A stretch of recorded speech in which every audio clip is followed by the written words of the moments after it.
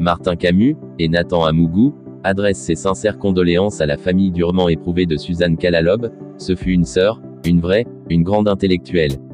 Le journaliste rend hommage à la journaliste Suzanne Kalalob, décédée ce 1er août 2024, des suites de maladie. Il exprime sa tristesse et se souvient des moments passés avec celle qui lui a tenu la main en tant que jeune auteur. Voici un extrait de son message publié ce jeudi. Aujourd'hui, j'apprends la mort de ma sœur aînée, Suzanne Kalalob. Mon cœur est empli de tristesse, j'ai dû annuler mes rendez-vous, tant des larmes perlent à mes yeux. Née le 16 janvier 1953, la célèbre journaliste Suzanne Kalalob a tiré sa révérence dans la nuit du 31 juillet au 1er août 2024 à l'âge de 71 ans.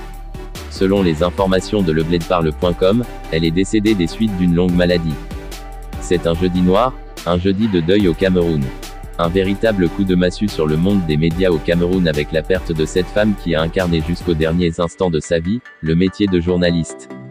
Selon les témoignages, c'est pour rendre hommage à son père, Iwiye Kalalobe, 1917 à 1991, journaliste et fondateur de Présence africaine que Suzanne Kalalob devient journaliste en 1992 et débute à la Nouvelle Expression, se faisant très vite remarquer dès ses premiers pas grâce à sa chronique « Ma candidate serait une femme » parue en pleine élection présidentielle camerounaise.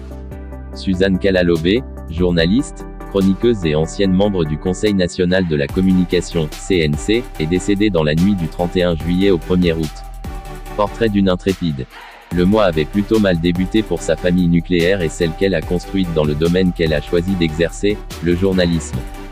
Au lendemain donc de son décès, des voix s'élèvent pour lui rendre un vibrant hommage, parmi lesquelles celle de la présidente du syndicat national des journalistes du Cameroun, SNJC.